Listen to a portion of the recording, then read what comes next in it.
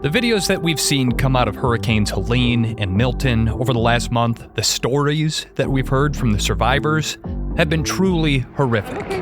My car's gone. I'm okay. It's okay. More than 1 million customers across Florida are without power. This is a dangerous situation downtown. That is looking at that right water. now. That water's getting higher and higher. Everything's gone. It's all gone. It's okay. Just everything scattered about. This is someone's home. There was something floating down the street there. Coming down. I apologize. This is just horrific. There is a tendency to criticize coverage of these storms as sensationalized or over the top, and you know what? Yeah, there's some of that. This is an historic storm. The menacing fury of Milton. News reporters standing out in the wind and getting beamed with signs aren't really helping anyone, and in fact, you could argue that their antics make people less safe. But the news and public affairs crews who come along after the storms to document the hardship, the suffering, they are doing an important job. They're giving the outside world a window into the carnage, making clear the need for aid, and bearing witness to what we've lost. And they pay a price for it, psychologically and sometimes physically. My leg could be crushed under this. What if I lose my leg? What if I lose my life? All of that slowly goes through your head. In this episode, Molly McPherson and Mike Moore, two former public affairs professionals for the Federal Emergency Management Agency, retell the story of their assignment to the Hurricane Ike disaster zone in 2008. It's an assignment that would change their lives forever and nearly cut Molly's short.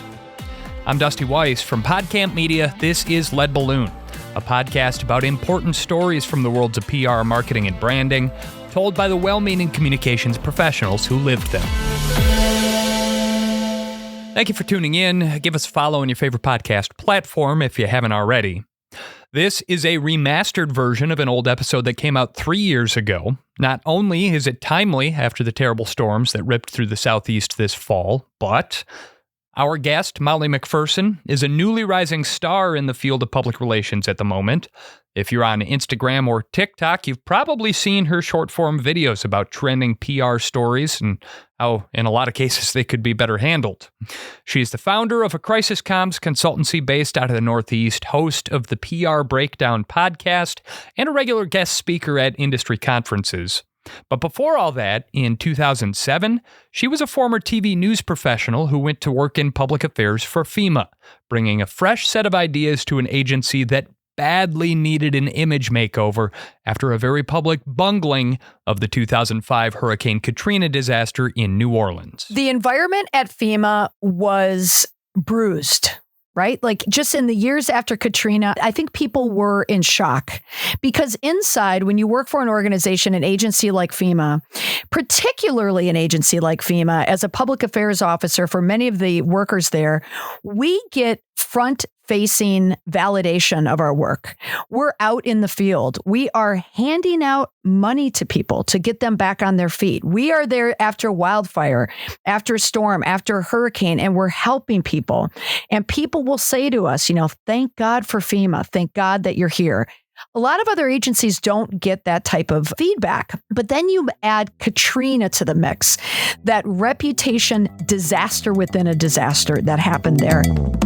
In the aftermath of Hurricane Katrina, FEMA was widely blamed for a lack of preparedness and an inadequate response. FEMA was slow to deliver food and supplies and housed displaced residents in toxic trailers.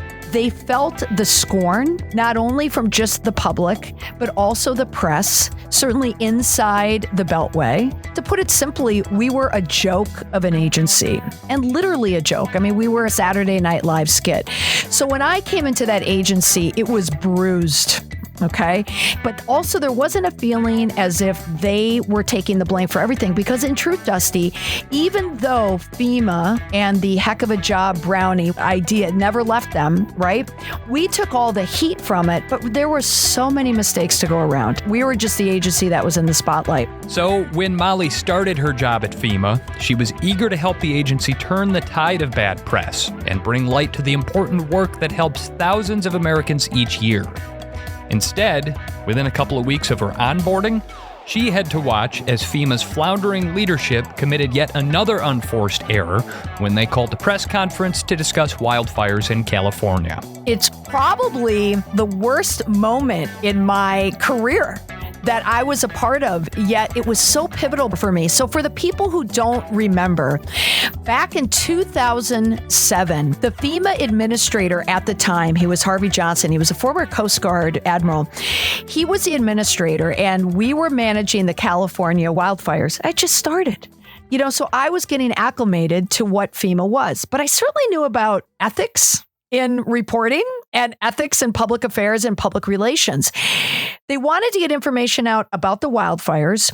However, they didn't want to deal with a pesky little problem of inviting the press to come into the briefing room. And it was someone's idea to create a press conference where we would transmit the information out one way, where the press could hear the statements, but the questions were being asked from within the room by all FEMA employees. And I was one of the employees in that room. So they essentially sent out a notice of a press conference and said, it starts in 15 minutes. If you can't make it across town to be in the room with us here, and nobody could make it across town in 15 minutes, it's DC. We've got a number. You can dial in and listen as we have the press conference and other people ask the questions. Mm-hmm. And what was not disclosed there was the fact that these other people, these nameless voices on the other end of a conference call, were FEMA employees. You were invited to sit in on this. What do you remember when you walked into that room? I went down to the briefing room and I thought, great, I get to go to my first briefing. This will be interesting. I was brand new. Okay, so I had to put that into context. Going to the briefing room, and as they were rolling everything out and they started the conference, and there wasn't really a go-to person for me to check what's happening here. Is this like normal procedure? I think if I had been there for a few years, it would have been different. But I was in a vacuum. Like I had no idea what the policy and the procedures were. But as the questions were being asked by my colleagues, I knew it was wrong. I said, maybe in Washington, D.C., they do things different when it comes to the press, but I don't think so since we are at the seat of the country right now. But I was in shock. I wanted to stand up and say something. I did lean over and say to a colleague, what is happening here? Why is this happening? And she was on her BlackBerry at the time, so she wasn't paying attention that much. And one of my biggest career regrets is that I didn't stand up and say something, okay? Because I didn't know any better. But I knew it was wrong. And it seemed wrong that you couldn't hear the press. After that event, before it was leaked, I went up to one of the people who I worked for at the time and had said something like, what happened there? That didn't seem right. And this person just poo-pooed it, like, oh, no, this is what we always do there. And I regret it to this day. I regret it. And what they wanted to do, they just wanted a shortcut. It was a media statement. It was just a briefing. There wasn't any big news. There wasn't anything special. It's one of those cases where you didn't even have to cover it up, but they chose to. Somebody chose to do it. And of course, it came back and it fed right into the ether of, hey, you can't trust FEMA.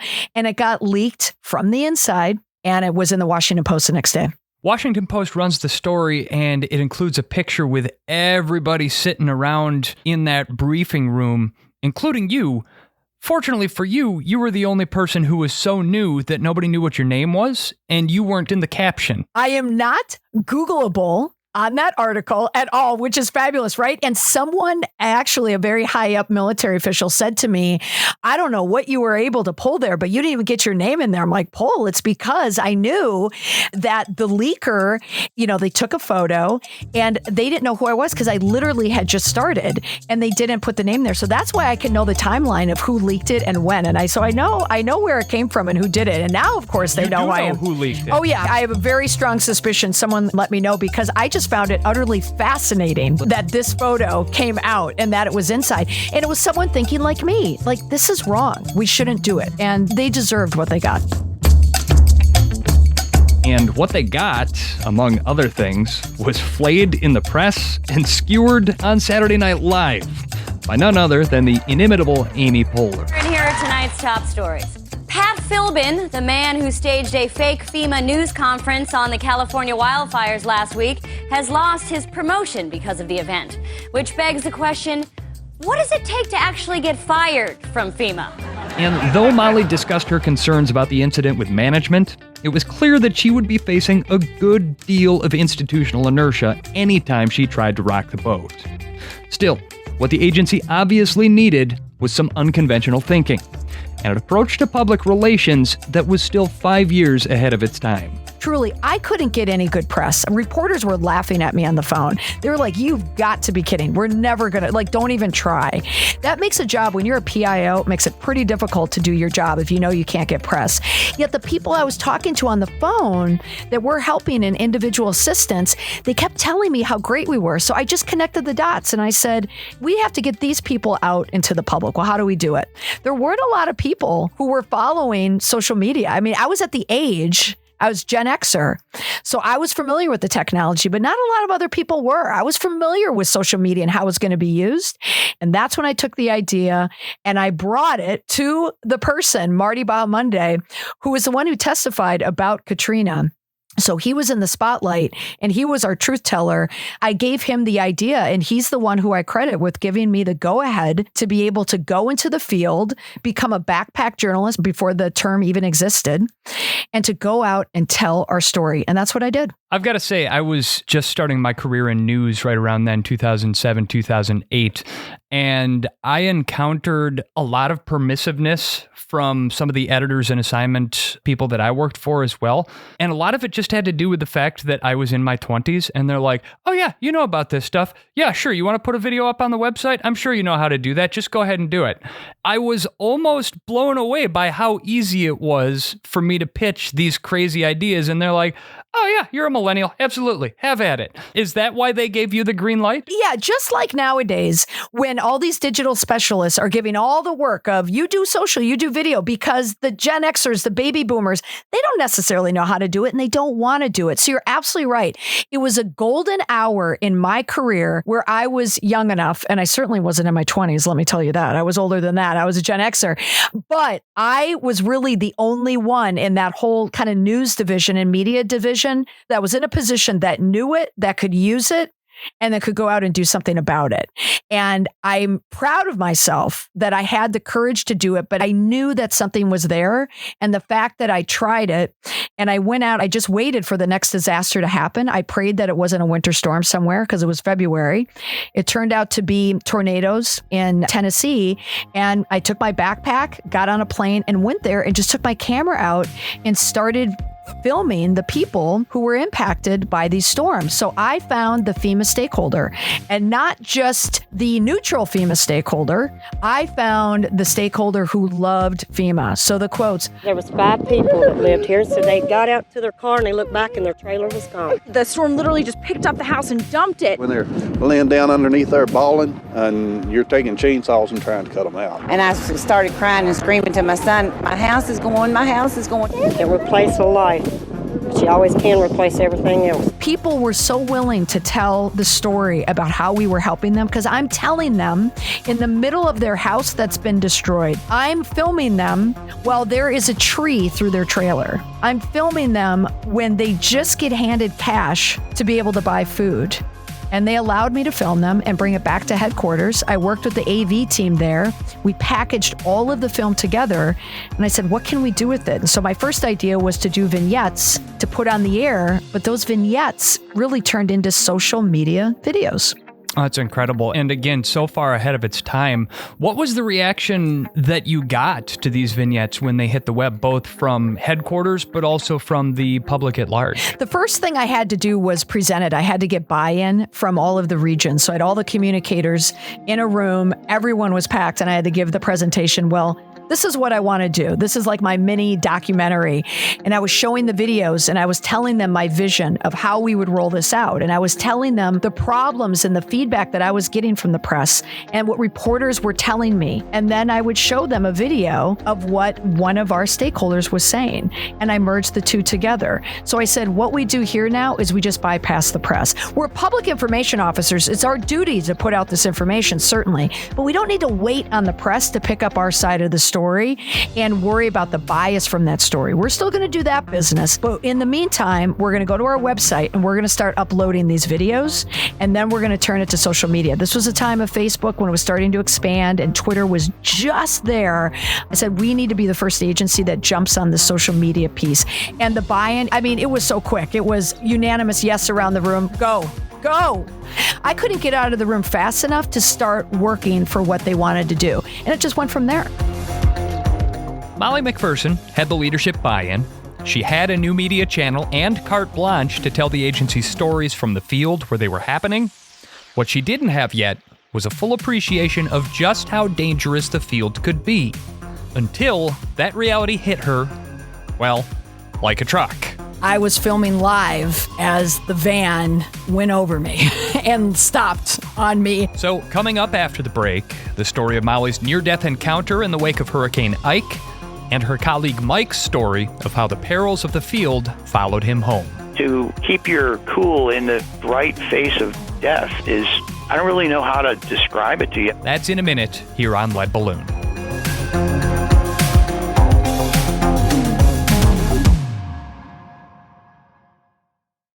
So I got to tell you about this project we worked on earlier this year because it was by far one of the coolest venues in which we've ever produced podcasts for our clients.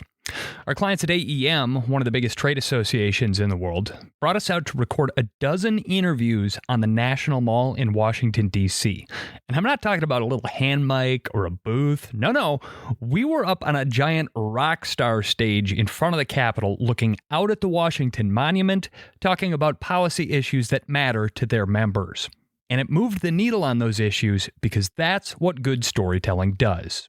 And that's what we offer our customers here at PodCamp Media. Any national brand can benefit from having a professionally produced podcast, and we've got a 5-year award-winning track record of making it happen. Check out podcampmedia.com, and let's get started today telling your brand story. Kroger Delivery has one mission: to deliver the freshest food right to your door. That's why our drivers are pros. Our trucks are refrigerated. And when it comes to low prices, we always deliver. With $20 off your first order of $75 or more, there's no better time to get in on the action. Mission accomplished. Restrictions apply. See site for details. This is Lead Balloon, and I'm Dusty Weiss. Molly McPherson was at the top of her game in that way that only a comms professional whose new media initiative is killing it with the public and dazzling management can be. In response to continued bad press for FEMA, her team headed out into the field to tell the agency's story directly to the public itself. Wherever disaster struck, they would follow relief workers into the field and document the life-changing work as it happened. So as summer wound down in 2008, she found herself headed south as Hurricanes Hannah and Ike bore down on the coast. So I went with a team of 4. It was Jocelyn Agostino, who was a wonderful, very talented FEMA photographer. Also a colleague of mine, John Shea, who worked as an executive producer, my videographer, Mike Moore, and then myself working as on-air and a producer. And our job was just to follow Tropical Storm Hannah as it went down the coast. So we followed the Gulf Coast, went through all the states.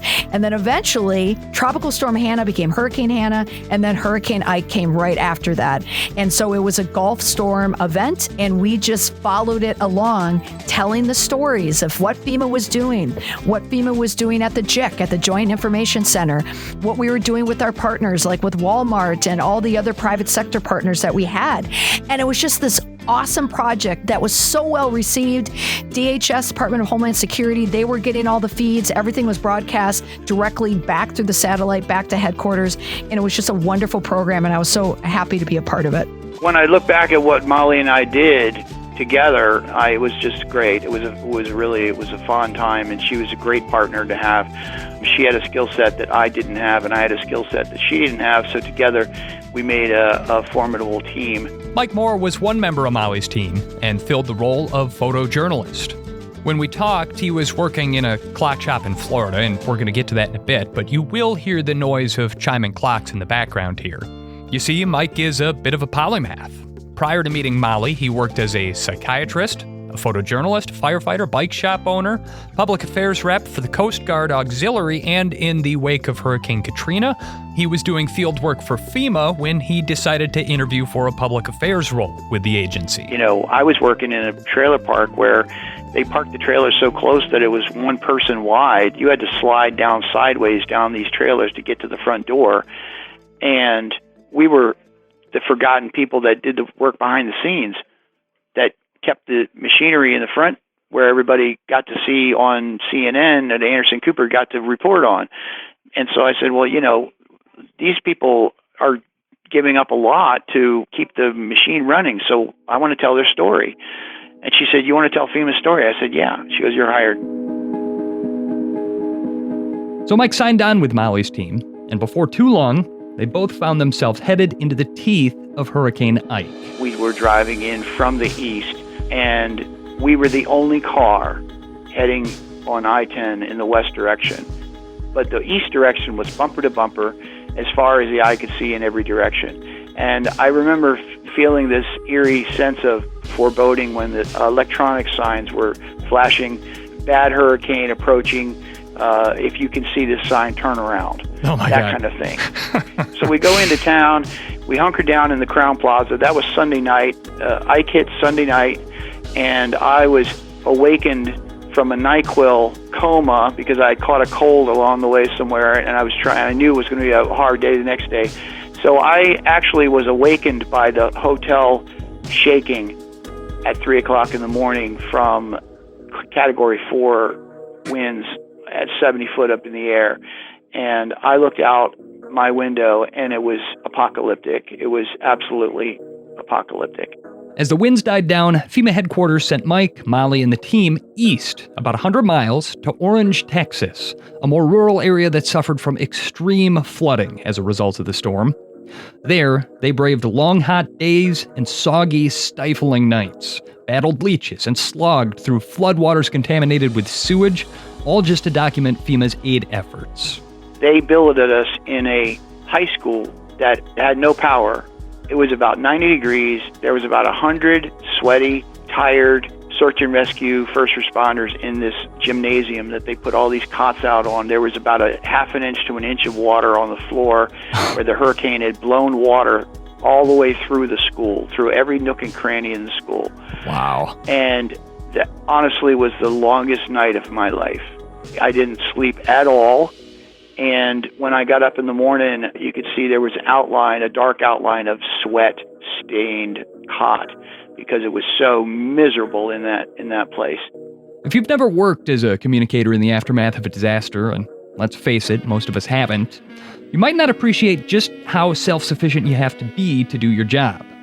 It's not just a professional challenge, it's a survival challenge. There's so many other things that you need to think about as you're covering storms. You need to have gas in your car, and gas stations close. You need to have food. You need to travel to places with no power. You need to find a place to sleep. So at the start of the journey, when we're in nice hotels and we're at the W before the storm hits, and by the time we're in Galveston, we're knee deep in the muck, in the swamp, in the heat, in the humidity after the damage, and we were filming everything. But that muck took its toll on Molly McPherson's footwear. She trashed a pair of boots in sewage-tainted floodwaters, leaving her to report for duty in a pair of sandals. And then, new orders came in from Washington. We were tasked with bringing the satellite truck and our team to Houston to film the efforts of FEMA coming in and doing their support on the ground, where we were distributing water and ice. And at that time, we were all working together, broadcasting together. It was hotter than blazes. My work boots were trashed, so I made the mistake of putting sandals on because I was so hot. And they were, the rubber sandals, whatever. But I needed some relief, and I thought, what could happen? I'm just reporting from a parking lot. And as we were there, we were reporting again the good story. We were showing the work that FEMA was doing on the ground to help people impacted by Hurricane Ike. The cars were lined up, down the street for miles, and we're there distributing. Basically, it was a melee at the time. I mean, they had to call the police out because there was probably close to 1,000 desperate people And as they say, desperate people do desperate things. Well, these were very desperate people. Mike and Molly moved through the scene, gathering testimony and documenting the efforts until nature called. As so often happens in the field, Mike needed to excuse himself for a moment and wanted to take a quick breather in the air-conditioned trailer. But instead of doing likewise, Molly insisted on staying out with the camera to capture the ongoing fracas. I haven't even lifted up the camera. Let me do the B-roll for you. I had that camera for all of, 3 minutes at the most. And a police officer was directing traffic, and there was one van filled with all these people who wanted to cut the line. And that police officer was not having it. And he went right up to that van and said, "Get out of here. And you're cutting the line." And he's like, "Move, move, move." And he's yelling at him. And he told him to back up and get out of there. And the guy was angry, and he put the car in reverse. And you heard the squeal of the tires to back up. But the problem is he went forward, and he went forward right over me. And I was filming live as the van went over me and stopped on me, on my leg, on top of you, without my boot. People that have been in an accident like that will tell you that things happen in slow motion and that the sensations seem almost otherworldly, that it's like watching it from the third person. You see it from above or you see it from outside your body and you don't immediately feel the sensations. But what do you remember about that immediate impact being driven over by a van? Dusty, that's such a good description of it because it's true. Not many people can say that they've had a moment where they do live in the moment of abject fear and they don't know the fear is there yet because you're in shock that it's happening to you. So my first thought is when I was hit, of course, is, well, what the heck was that? And then you have to frame what's happening. And step by step, you say, okay, where am I? I'm in Houston. Where am I in Houston? Okay, I'm at this Baptist church. What am I doing? Okay, so the camera's here and there's a van, but the van appears to be on my leg. And this sounds awful, but the feeling is, I don't know if you remember, you're younger than me, but there was a Sesame Street skit where it said, there's a V on my knee and it's killing me. Like that's what came back. And the B's were around. It was about the letter V. But that's how I felt. There's a van on my leg. And that was the first neuron that fired in your brain. Right? And at the time, I was training for a marathon, and I was trying to keep up with marathon training. Even though I was chasing these hurricanes, I was still trying to do it. And as Hurricane Ike hit, I was, in the gym and I was running because I found time to run. But my first thought was, oh gosh, this is going to impact my running schedule. Right. Like that's the worst thing that happened. Yeah, this is probably going to hurt my foot for a bit. I won't be able to run. This is a drag. And then nothing's happening. And there's just panic. And the police officer's leaning over and looking at me in a panic. And when I saw the authority figure looked like he was going to pass out, like, oh my gosh, then it started to hit me. And then I realized, oh, this van is up my leg. Well, this is bad. This is crushing my leg. And then you think, oh my gosh, my leg could be crushed under this. Do I feel my leg? I don't even think I feel my leg. What if I lose my leg? What if I lose my life? All of that slowly goes through your head. And I really then went into a state of shock. That should have been me because I would have been behind her and that guy would have had to go through me before he got to her. And in the process, I would have pushed her out of the way and she wouldn't have suffered from the injuries that she did. For Mike Moore, the moments leading up to the crash are seared forever in his memory. Most of us wouldn't even think twice about stepping away for a quick bathroom break and a cool down in the trailer. But with his background in the Coast Guard Auxiliary and with FEMA's quasi-military culture, in the wake of the accident, he was left to struggle with misplaced guilt. I mean, I'm like, you're never supposed to leave your partner, and I left her. And so I felt tremendously guilty about that for years. Everyone around me was in a panic. It was only punctured by the police officer saying to the guy, because the guy got out of the van because he was in shock looking at me on the ground. And he said, get in that van, and get this off her leg. And I thought, okay, it's coming off my leg. But I had that moment of clarity of knowing that he had to drive it off my leg. Ugh. So he either was going to drive over me or he was going to reverse. And I was going to feel it. And then I was worried about what I was going to see. When he reversed it, oh boy, that's when the pain came. And that's when I knew this is bad. This is going to alter my life. Now, as this is all unfolding for you, the camera that you have is rolling, and it has a live feed that is streaming back to headquarters in Washington, D.C. And so they are watching this play out in real time as well. What's happening back at headquarters? Well, everyone was calling me. So my phone, which was on the cement next to me, was blowing up. Everyone is calling me because it was instantaneous that people at headquarters knew. And the only thing that people knew was Molly McPherson was run over by a truck. They thought I died because no one knew. But in the control room, they had the live feed. So I was told it went to FEMA and to DHS. People were watching it and they could see what was happening. Mike had actually been talking with his boss in the satellite truck as the accident unfolded. So I was standing there getting ready to ask him what was the next mission, and they had the satellite truck's camera pointed at her. So everybody in the truck watched her get run over by this church bus. And horrified, he rushed out of the trailer to where Molly was still pinned. Poor Mike looked at me like, oh my gosh, I was gone for 5 minutes, and this is what happens when I give you my camera. Mike and the other team members stood by and tried to comfort Molly while officers directed the reckless driver back into the vehicle. And I even remember when he got back into the seat where the truck kind of goes down back on the leg. And that's when all my pain receptors were working. And that's when I knew, like, oh, so that was my PTSD moment. And I could hear the car going in reverse, that handle coming out, and I could hear it. And then he backed it over my leg. It was excruciating pain. The sandal was cut into my foot, into my tendons. I had a lot of damage on my legs. So at that point, the ambulance was already there and they brought me out. But then I got carted away on my own, and I just knew, I thought, damn, that was a good job. Like, I knew it was over. My spirit was as crushed as my leg. Any long-term damage? I'm assuming they got you into orthopedic surgery and fixed the broken foot. But are you still a runner? I'm still a runner, but Dusty, I haven't been able to run a marathon since then, and I struggle over 10 miles. I had the long-term repercussions from it. So that part makes me sad, is I don't have the foot that I have. I certainly don't have the high heel foot that I would like to have when I speak. So it's definitely misshapen, and I have pain from it. But you know what? It could have been a lot worse, and people experience a lot worse things when they're out covering disasters. So I just feel grateful, honestly. But nobody escapes a brush with death without coming away changed in some way. Certainly not Molly, but not Mike either. His team would go on to spend months in the Hurricane Ike disaster zone, documenting the cleanup and recovery efforts.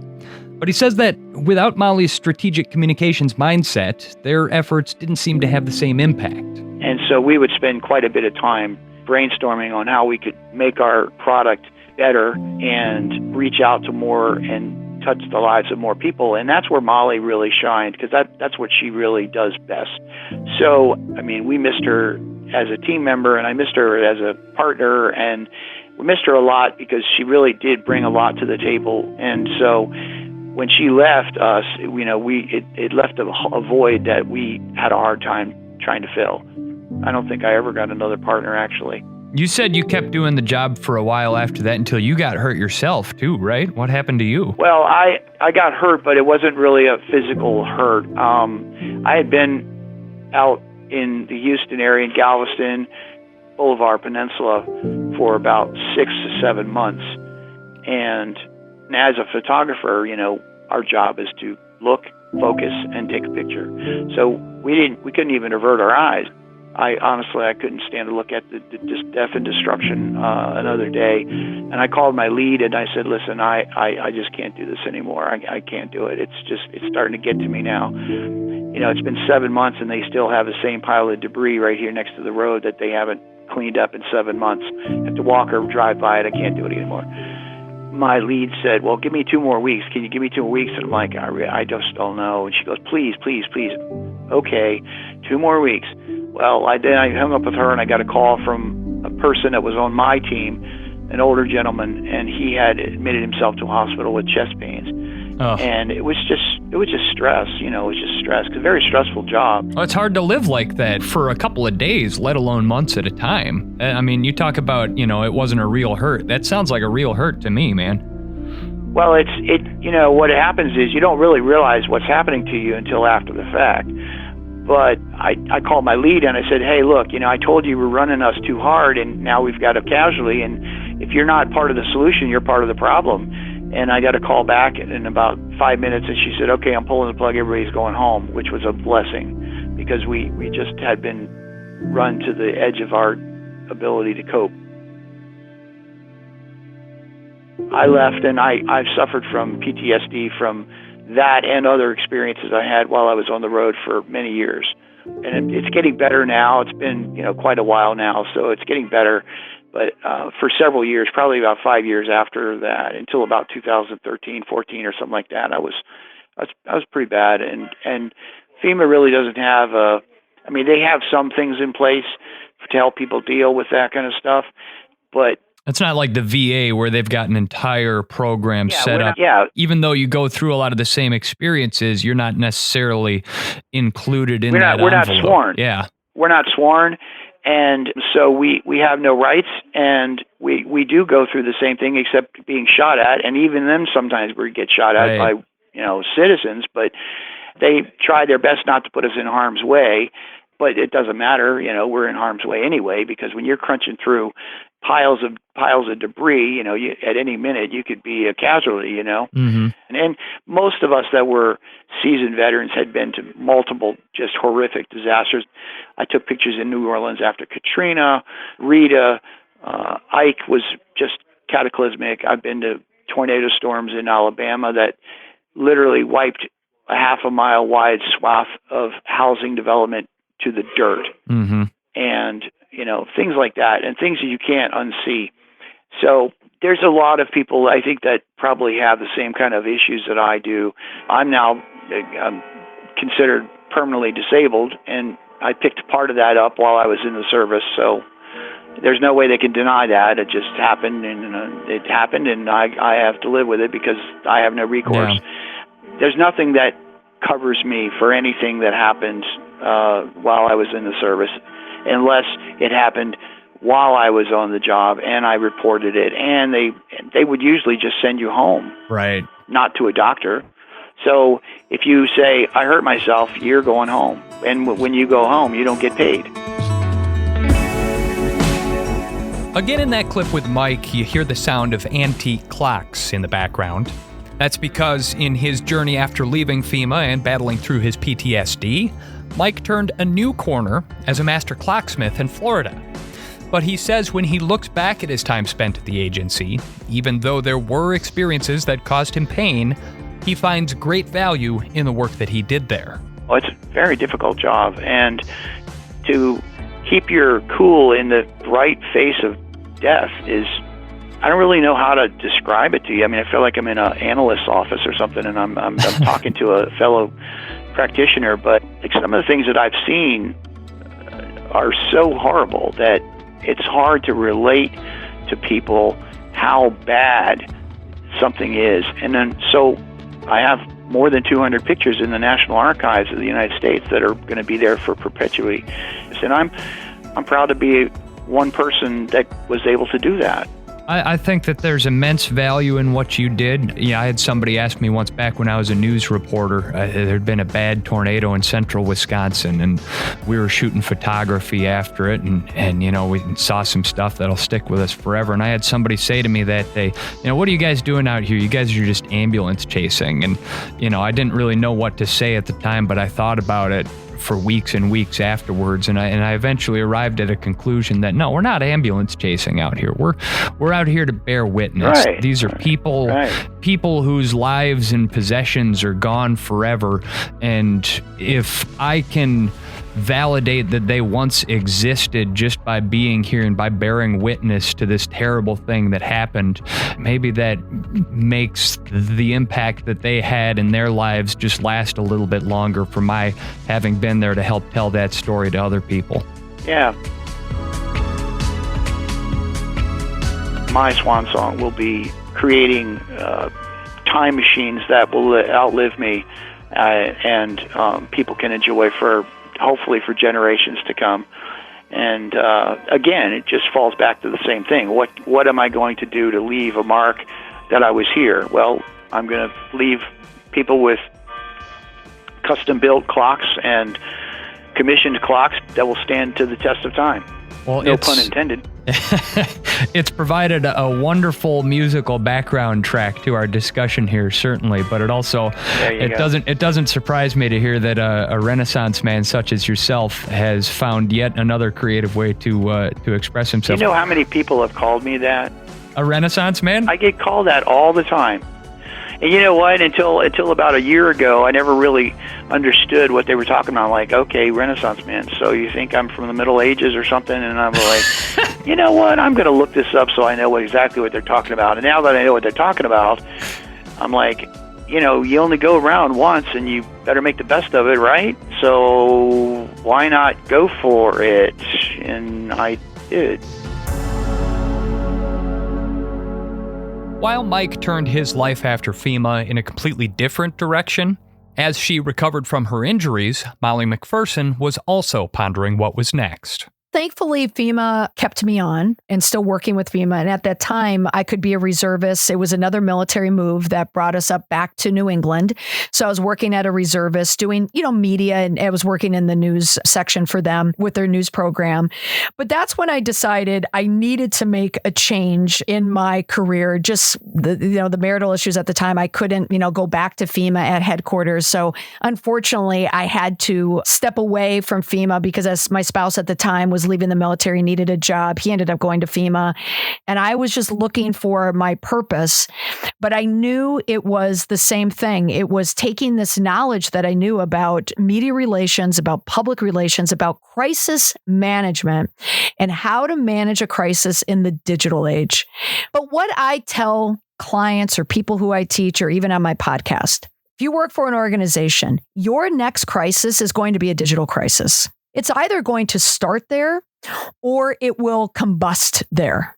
But you need to address the social implications of what's going to happen in the digital space, either through social media or through some type of digital media online, whether it's reviews or feedback. So you always want to address that social piece of it. So I find so much of my work right now, it's split. I do, retainer work. I also do consult work, those crises, like we need an immediate triage. I'm here. I can help you.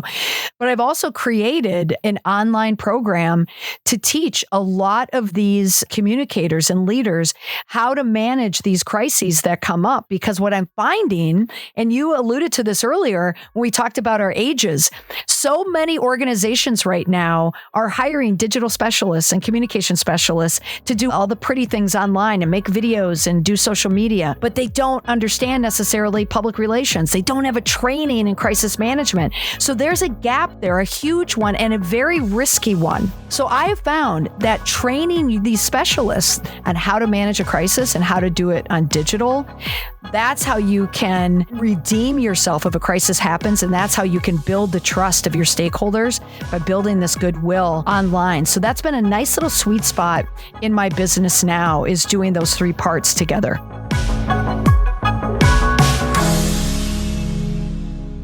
And as I mentioned at the start, business is good for Molly. In addition to her consulting work, she's now internet famous with her short-form videos on a PR crisis of the week. Like Mike, she's proud of the work that she did at FEMA in spite of what it cost her. 1, because it put her on a path to where she is today, and 2, because it helped the good people at FEMA do their work on behalf of disaster victims all over the country. We saw, yet again this fall, the incredible importance of people who put themselves in harm's way to help others. So a special thanks once again to Molly McPherson and Mike Moore for sharing their stories, especially the very personal details of struggling with PTSD. I certainly know more than a few former news and PR colleagues who have struggled or still struggle with the things that they saw out in the field. It doesn't get talked about nearly enough, but it's often the price that gets paid. That is going to do it for this episode of Lead Balloon, which is produced by PodCamp Media, where we provide branded podcast production solutions for businesses. Our podcast studios are located in the heart of beautiful downtown Milwaukee, Wisconsin. We work with brands all over North America to help them launch and build podcasts that work. Check out our website, podcampmedia.com. Music for this episode by Bryant Lowry, Cloudwave, Demure, Fairlight, Ola Ola, and Moments. And until the next time, folks, thanks for listening. I'm Dusty Weiss.